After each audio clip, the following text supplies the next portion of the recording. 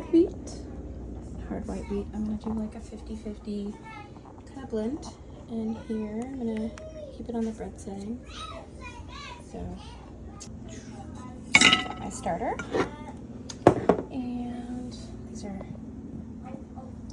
yesterday's muffins. Or today's, actually. Yesterday, I made the batter yesterday, I cooked them today.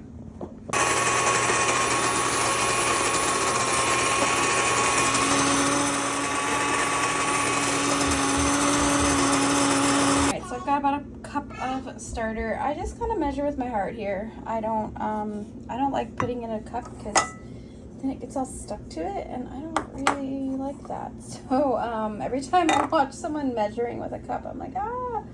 But I get people like precision and junk, but yeah, you just, I mean, eyeball a cup if you want, or you can dirty a cup and waste half of it in the cup.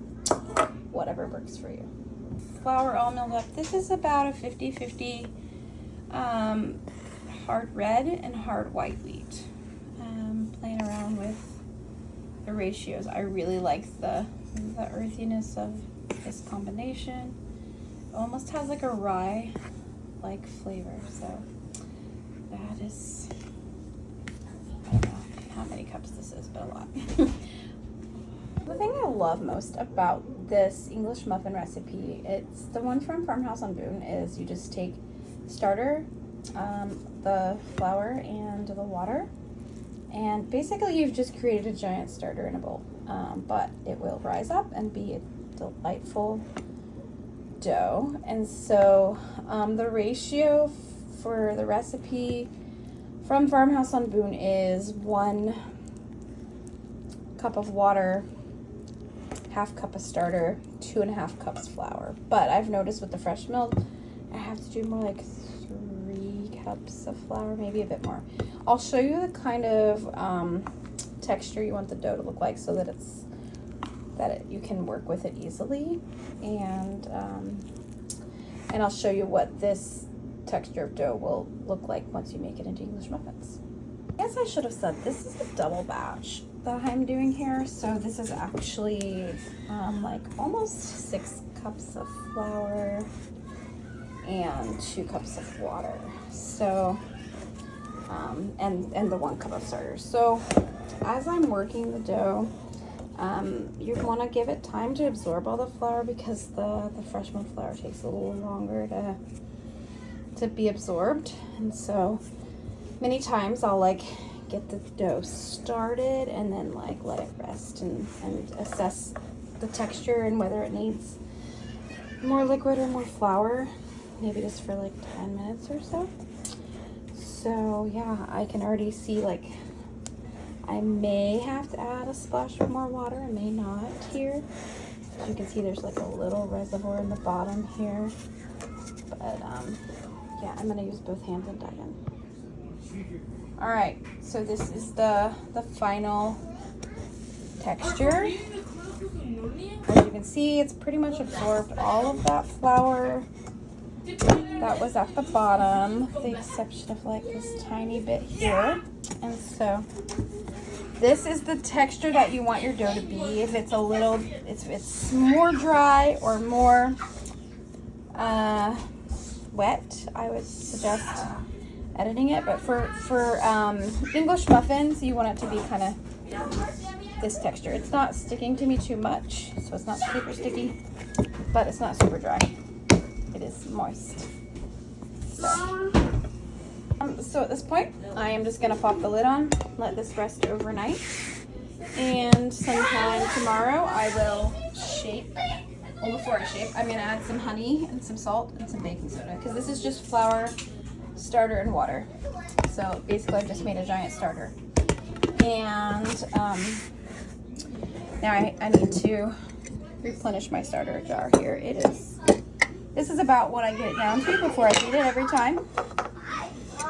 And I basically simulate a similar texture to this dough in my starter jar, and it rises perfectly.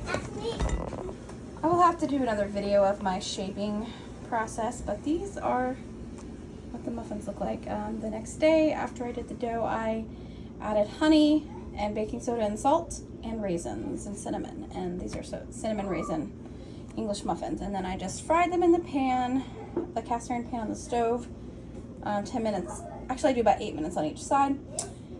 I did coconut oil with these since they're sweet, and then I put them in an oven that was on warm, like 170. For the duration of cooking them all, I do about 4 at a time, so that took at least like an hour and a half. And then after I cooked them all, I just left them in the oven for another like 45 minutes just to make sure the insides finished baking up fine. And these are perfect, not gooey at all. And this is what the inside will look like. It is so delicious. Topped with butter or a sprinkle of honey or whatever you like on your English muffin. Got a shot of it before I tried to divide it in half, and then I realized I should record this. So this is what the dough looks like next morning, and it's very workable, doubled in size. And now I'm gonna add honey, baking soda, and salt. So I've added a teaspoon of salt, a teaspoon of baking soda, and 2 tablespoons of honey. And you can see it's kind of made the dough a lot more airy. And this is a double batch, so I actually did double those measurements. But yeah, this is the dough, what it will look like to make English muffins. And I have floured my surface here, so I'm gonna get some dough onto here, and then I'll show you how I shape them. So this is about the size I like my muffins to be for the little kids. So you just want to kind of make sure you've got flour coating on all sides so it's not sticking to your cutting board while it's rising again. And I try to keep them kind of thick for easy slicing, but you can do whatever shape you would like.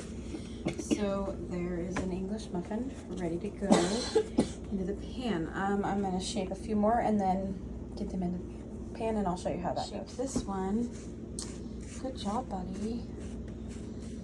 Cute little man. Yeah, so you can make them as big or as small as you like. And I've had this cast iron pan kind of just preheating over here on the stovetop. And today I did olive oil. I do coconut oil usually for the sweeter ones. But yeah, I am gonna do about 7 to 8 minutes on each side. As you progress in this process, the pan obviously is very warm, and so you can adjust that time to, you'll kind of get a feel for how brown you want them. I think it's a preference really, because finishing them off in a warm oven will ensure that the inside is done all the way, but you're really just crisping up the outsides here. And so now I've got my oven preset to warm 170, and I will put those in the oven after they brown for about 7 to 8 minutes on each side. Just had the first flip, so again, you just kind of do the crispness you want. I like them more in this shade, but I do a little variation for everybody to have some happiness. So all my dough is shaped now, and it's now just the tedious task. I do 4 at a time on my griddle pan. I need to, or on that smaller griddle pan, I need to get my bigger griddle pans out, and this process can go a lot faster. But let's see, so with a double batch I made 8. Wow. With that big bleep. 20 muffins, so that's good. That'll be a couple meals. So we made a delightful Dutch baby with all duck eggs and fresh ground flour. 15, 16, 17, Looking delicious. All that butter That's on top. 18. Here's what Hiram wanted with his. He wanted some maple syrup and cherries. Let's look at batch on here. I went ahead and did 5. And these are in the oven, just kind of on warm, waiting to finish on the inside.